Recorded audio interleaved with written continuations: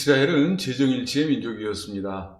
따라서 어느 민족보다도 대제사장과 제사장의 지위는 극히 중요하게 취급되었습니다. 제사장은 백성에 대한 하나님의 대표인과 동시에 하나님께 대한 백성의 대표이기도 했습니다.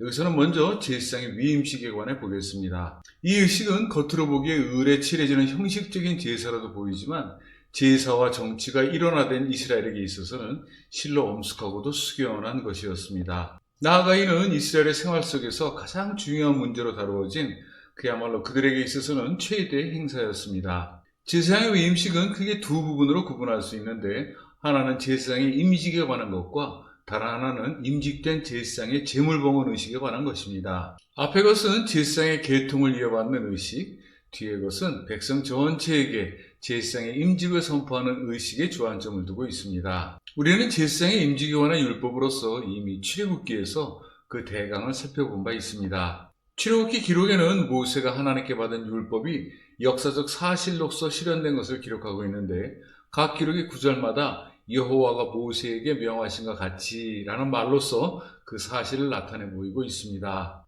결국 본장은 출애굽기 기록과 거의 동일한 수준과 눈높이를 두고 전개되고 있다는 시각에서 레위기 전체를 통해 유일한 역사적 기록으로 취급할 수 있습니다. 제사장의 임직은 모세에 의해 준비되는데, 곧 모세가 여호와께서 행하라고 명령하신 것이 이러하니라는 선언으로부터 시작됩니다. 이때 아론과 그의 아들들을 포함해 의복과 관유와 속죄제의 숫송아지와 순양 2마리, 그리고 무교병 한 광주리를 준비해야 하고 온 회중이 회막문 앞에 집결해 있어야 합니다. 이후 모세는 아론과 그 아들들을 목욕제게 시킨 후 제복을 입히고 관유를 취하기 위해서 장막과 안에 있는 모든 성물에 발라 거룩할 수 있게 해야 합니다. 이 경우 관유는 모략, 육개, 창포, 계피, 감람류 등으로 만든 것입니다. 이것이 끝나면 차례로 속죄제와 번제를 드려야 했습니다. 방법은 속죄제와 번제의 그것과 다름이 없습니다.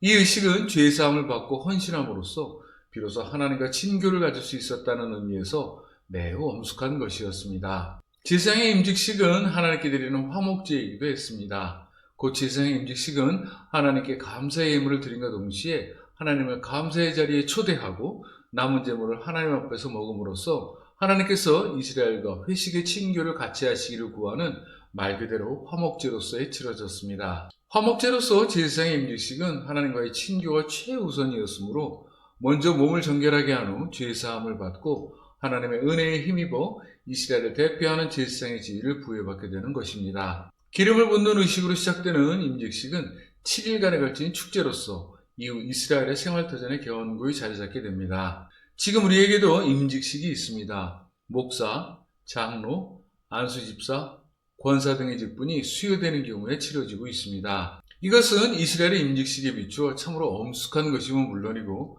하나님께 자신을 속죄제나 번제 그리고 화목제로 드린다는 취지에서 매우 뜻깊은 신앙의 행사로서 뿐만 아니라 참으로 아름다운 신앙의 축제로도 볼 수 있습니다. 그렇지만 바로 보아 임직은 지위를 정하거나 신앙의 높고 낮음을 가늠하는 의식 내지 수단이 아닙니다. 임직은 그 사람의 신앙의 정도를 측정할 수 있는 판단 기준은 더더욱 아닙니다. 임직은 남에게 내보일 수 있는 신앙의 명함은 아닌 것입니다. 임직은 그 사람에게 더 높은 신앙의 수준을 요구하고 더 깊은 희생을 요구함과 동시에 하나님 앞에서나 사람 앞에서 더욱 낮아지는 모습과 행실을 요구하는 그야말로 엄숙하고도 경건한 의식인 것입니다. 예수님께서는 유대인의 왕으로 오시지 않았습니다. 우리 위에 군림하시고자 오신 것이 아닙니다.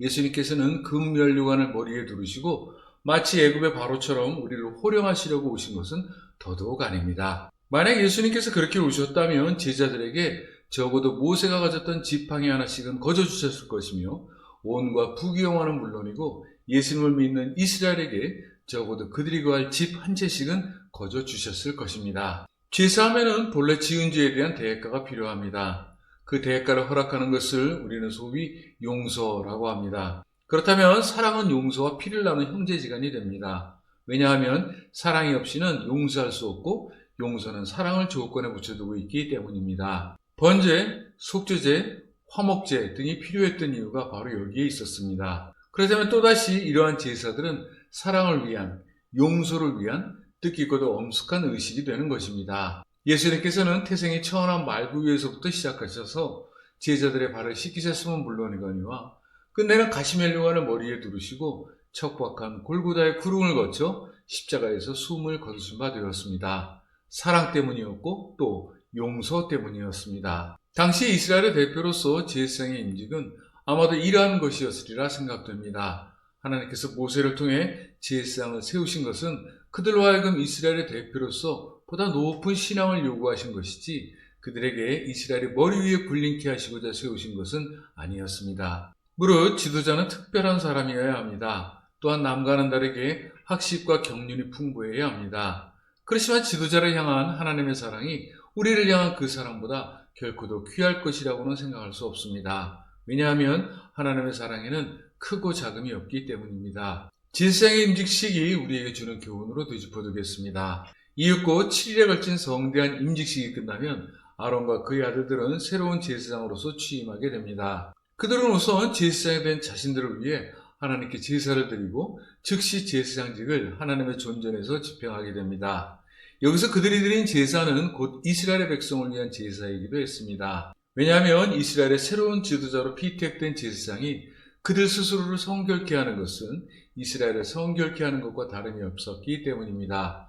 또 제사장이 임직식에서 그러한 제사를 드리는 것은 이스라엘 앞에서 자기의 신임을 선포하는 엄숙한 의식이기도 했습니다. 제사장의 봉헌 의식은 제사장을 위한 제사로서 먼저 속죄제와 번제가 드려졌고 백성을 위한 제사로서 속죄제와 번제 그리고 소제, 화목제 등의 순으로 드려졌습니다. 모든 제사가 끝나면 이윽고 그곳에 하나님의 영광이 임하셨습니다. 기록에서 볼 수 있는 당시의 광경은 불이 하나님께로부터 나와 제단 위에 번제물과 기름을 살랐으며 이를 본 모든 이스라엘이 소리지르며 엎드려졌다고 전하고 있습니다. 이로써 제사는 하나님의 영광 중에 엄숙하고도 장엄하게 그리고 이스라엘의 감격으로 끝마쳐지게 됩니다.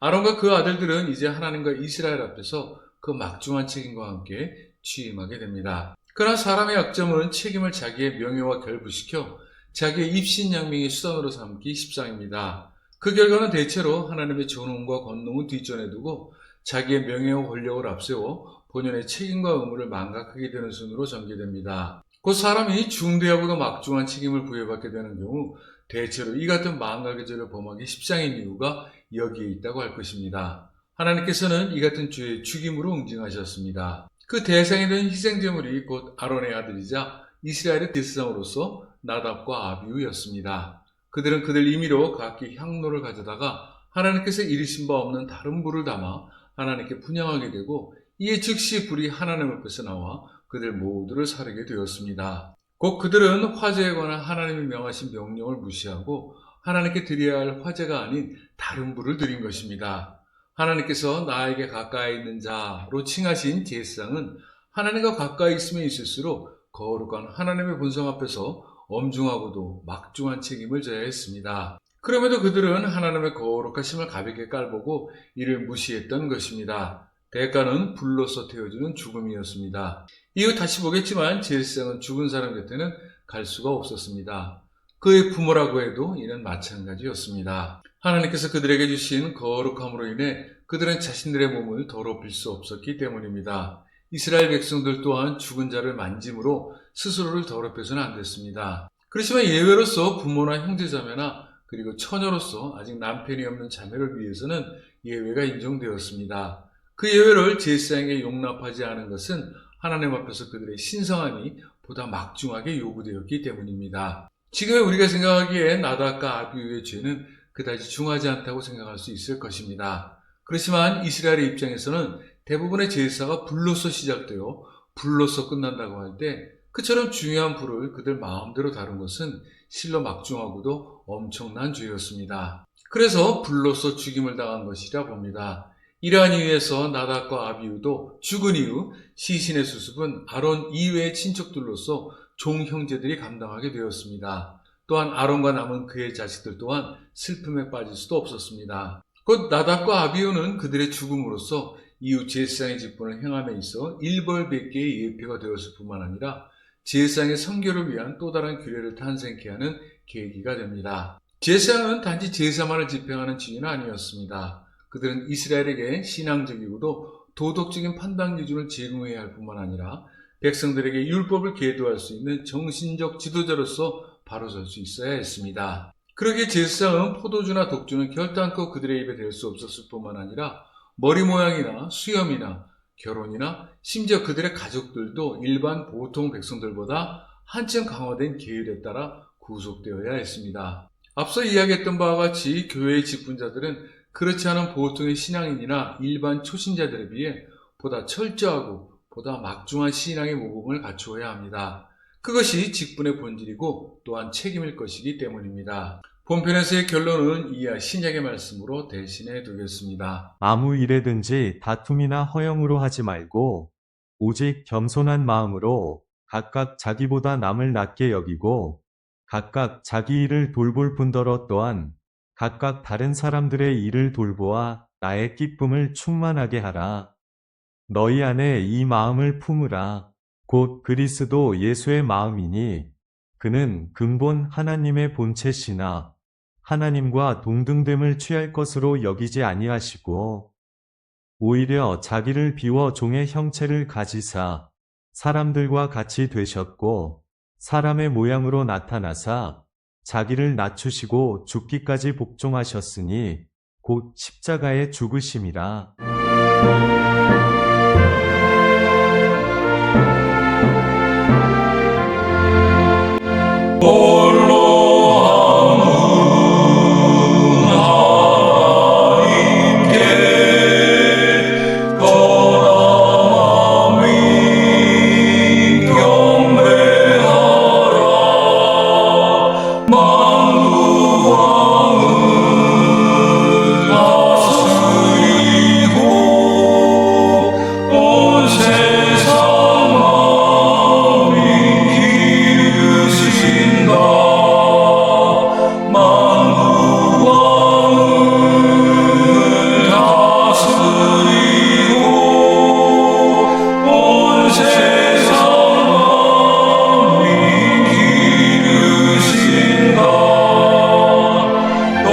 생성